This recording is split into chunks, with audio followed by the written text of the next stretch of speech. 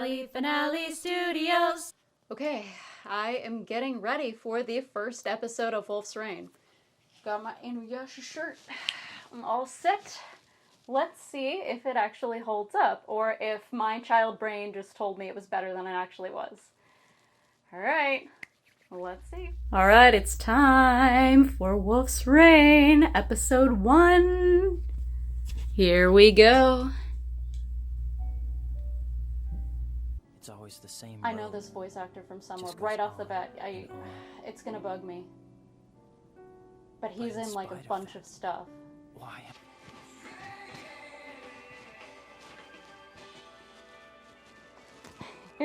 Hey, title rolls. Alright. I found out who it was. It was actually Johnny Young Bosch. Of course it is. He's in like everything. Phones, please don't come for me. I just want to spread the love of Wolf's Rain. Where the moon should be.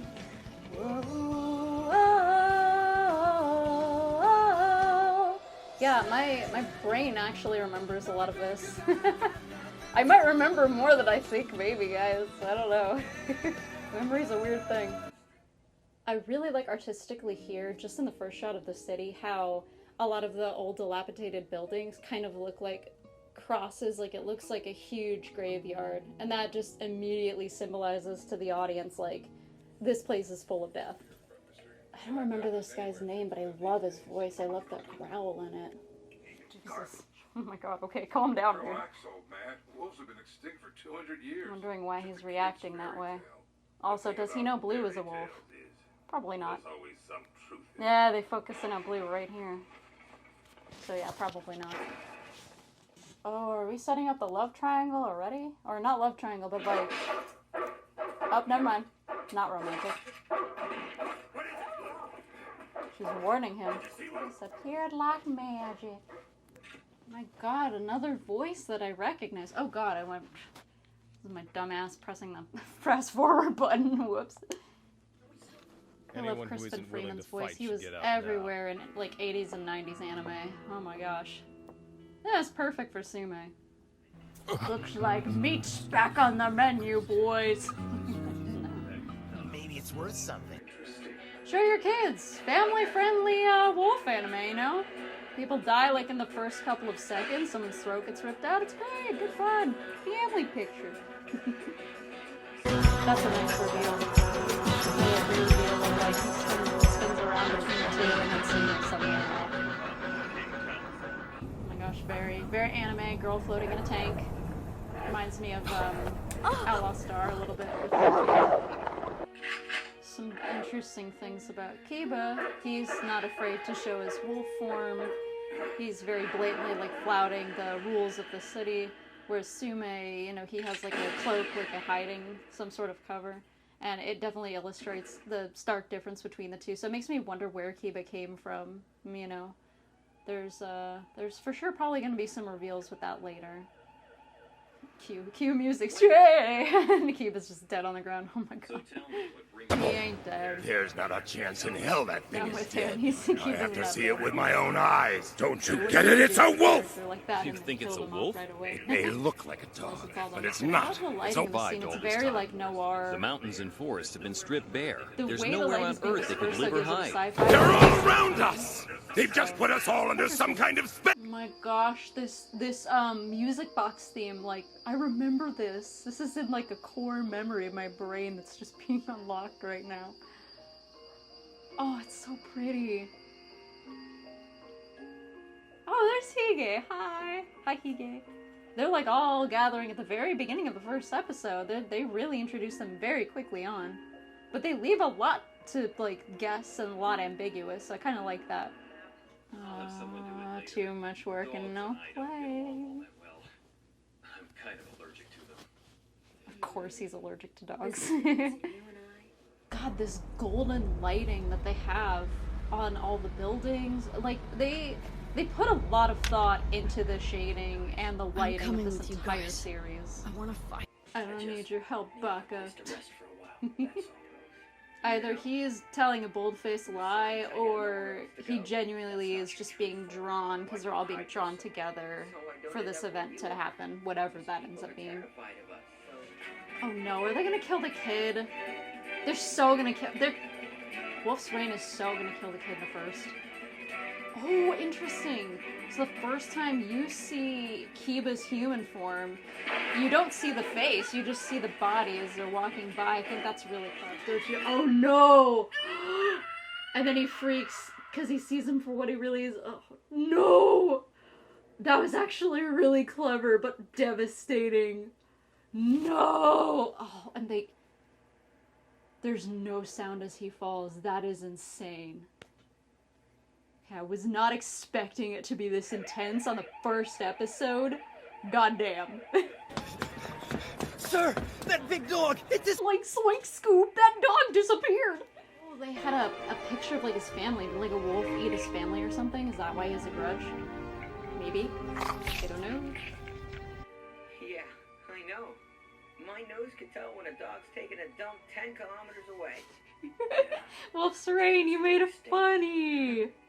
Sure does. Right in this place. Oh my god, the swell of music. Paradise, huh? That sounds like fun. I'm interested to see where this goes. My name is Kiba. Okay, don't end on a my name is. There's so many properties that do that. Oh, cool. Okay. End of... This song used to keep me up at night when I would watch it on Adult Swim. I haven't heard this in so long. Tomorrow, without saying goodbye to yesterday. Okay, so first thoughts. Oh, wow, that was a very interesting start.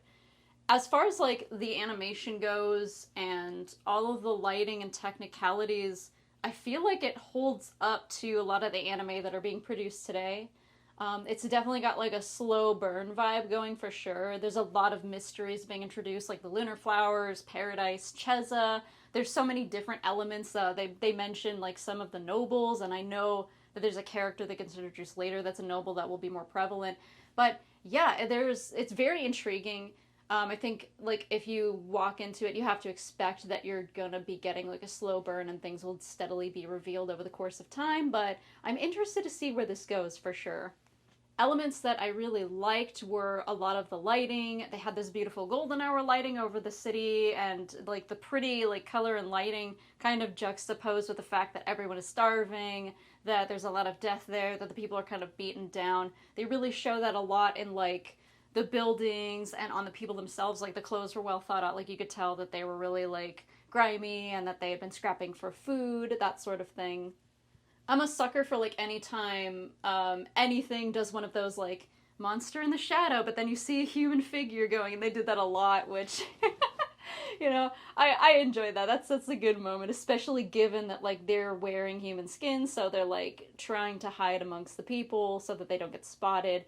But it is interesting to definitely see already you can tell there's going to be a clash between Sume and Kiba. I mean, there already was physically, but also like mentally, because Kiba has different principles than Sume does. Right off the bat, Sume's like blend in, fly under the radar, and Kiba's like, no, I'm who I am, and I'm proud to be who I am, and I show that. I'm sure those themes will definitely carry on throughout the rest of the show, and I'm sure that will come to a head at some point. Because I think that this series is definitely leaning towards like themes of identity, and I think that that's going to be more prevalent down the line. The only character they didn't introduce was Toboe, and we haven't seen him at all yet. It's funny because it's interesting that they sort of left him out at the very beginning, because they introduced all of the other main four and a couple of like side characters, so I'm wondering if that's deliberate, because he's more of like the naive, more innocent one, because he's been sheltered, he's been someone's pet for a long time, and I think that's the main focus of the next episode, if I remember correctly. But yeah, I'm interested as to why they made that choice, or at least didn't have a cameo of him, because they showed everybody else. But, you know, I'm assuming there's probably a reason for that, or maybe because the next episode is centric around him, maybe they just didn't want to like overexpose the character or something. Who knows? They were introducing a lot of elements right off the bat, like you had the hunter with Blue, who you saw the picture of his family, so there's questions about that. And then there's the scientists, where they're working with Cheza, and they had some kind of like romantic relationship that they're kind of probably going to talk about down the line as well. there's a lot of players in this, so I'm interested to sort of see how it all comes together, but clearly it's culminating in some sort of, like, paradise and higher power that's guiding all of them. So I can tell there's already a lot of, like, strong religious themes going into this. Cheza showed a response to was blood, wasn't it? Wolf's blood. So we'll kind of see how they sort of play with that and the expectations. Seems like there's also some mythology going on with shapeshifters and that sort of thing, so I like the influences they have. I'm intrigued. You can tell, especially with like some of these older series, that sometimes they put the budget towards like the 1 or 2 fight scenes that they have, and then everybody else is more just standing around talking. That is very like, it's definitely more of the 80s and like some of the 90s anime, and then as they've evolved out, they've done more stuff like with My Hero Academia where it's more dynamic. But given that this was the era of still cell shading, I feel like they're doing a beautiful job. Again, like I said before, I feel like just after watching the first episode that like this could definitely hold up to a modern anime for sure. I did not realize like how lovely the music is in this. Definitely with a series like this, it's nice to have a lot of like soft piano music, a lot of different pieces that kind of distinguish themselves. Some of the more rock ones, like the opening theme of Stray and a couple of other things. So it's really nicely composed and nicely laid out, and it gives you that emotion that you're looking for, because this feels like it's going to be an emotional series. I mean, speaking of emotions, like, they literally kill that kid off, like, within the first half of the episode. I was like, man, okay, they tell you right away what kind of anime this is going to be. So, like, it's like one of those things where you just have to, like, mentally be ready. I'm sure there's going to be a lot of deaths in this, just because it's a very post-apocalyptic setting, and there's gonna be a lot of fighting and a lot of, like, trying to survive, so, you know, that's probably going to be a big theme throughout this as well, survival. So we'll see how these 4 survive through this world that is very cynical and very beaten down. Maybe they're going to be sort of the hope of this world. But who knows? That's just going to take more watching to find out. There's definitely a lot of mystery and a lot of intrigue, and I'm very interested to see what happens in episode 2. So if you liked this sort of watch along with me, feel free to subscribe and click the bell icon for notifications so that you know when these videos are going to go up. And I will catch you all in the next episode. Allie over and out.